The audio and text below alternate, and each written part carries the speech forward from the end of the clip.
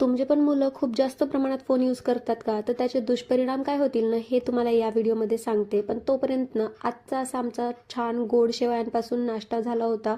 थोडंच बनवून खाल्लो, पण गोड म्हणजे हे आम्ही साखर यूज करून नाही करत. तर टेस्टी असं छान शेवया एन्जॉय केल्या आणि त्यानंतर दुपारच्या वेळेस थोडंसं चटरपटर काही खावंसं वाटलं, की असं कधीमधी आम्ही हे आलू शेव वगैरे आणून खातो. तर आजचा संध्याकाळचा मेन्यू आहे ना, आमचा छान असा ठरलेला होता.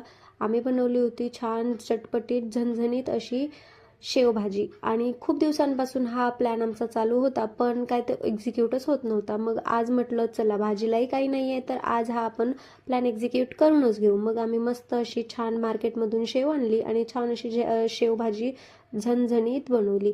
असं आमचं छान आजचं जेवण होतं. शेवभाजी, त्याचबरोबर चपाती आणि मस्त असा जिरा राईस. बरं, आता तुम्हाला मी सांगितलंच होतं की मुलांना फोन वापरल्याने काय दुष्परिणाम होतात. पण त्याआधी आहे ना, आमच्या फेसवरची तुम्हाला भीती दिसत असेल.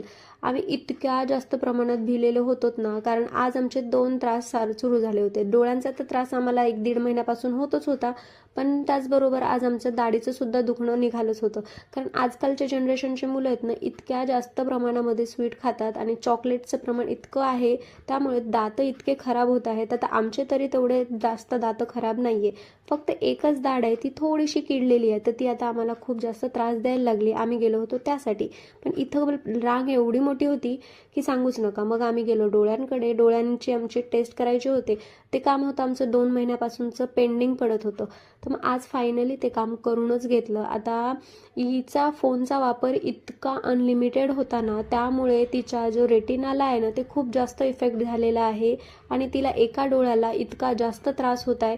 आणि तिच्या ज्या प्रोसेस होत्या ना डोळे चेक करण्याच्या, ते आपल्या जशा नॉर्मल करतात ना, तशा त्यांनी केल्याच नाही. हे लिक्विड टाकून टाकून तिला इतका जास्त त्रास होत होता डोळ्यांना.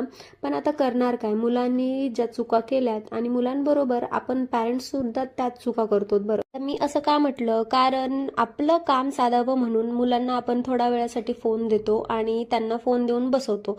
मुलं 1 घंटा बघतात, 1.5 घंटा बघतात, 2 घंटा बघतात आणि त्यामुळे त्यांना आहे ना डोळ्यांचा त्रास सुरू होतो. आता हिला इतका जास्त त्रास होत होता, त्यामुळे आम्ही गेलो होतो आणि घरी आल्यानंतर असा काहीसा आमचा पप्पांना मस्का मारणं चालू होतं. आता हिने फोनचा वापर कमी करावा यासाठी आम्ही तिला भीती दाखवली होती की तू जर आता फोन हातात जरी घेतला तर तुझे डोळे बाहेर काढावे लागतील. त्या भीतीने ना ती पप्पाला इथं मस्का मारत होती की पप्पा मी आता पाहणार नाही, प्लीज माझे डोळे काढून आणू नका. तर त्यानंतर थोडा वेळ शांत झाली आणि त्यानंतर ना संध्याकाळी आम्ही असा काहीतरी क्राफ्ट करत बसलो. आता मुलींना स्क्रीन टाईमपासून दूर ठेवायचं असेल तर असं काहीतरी करायला एंगेज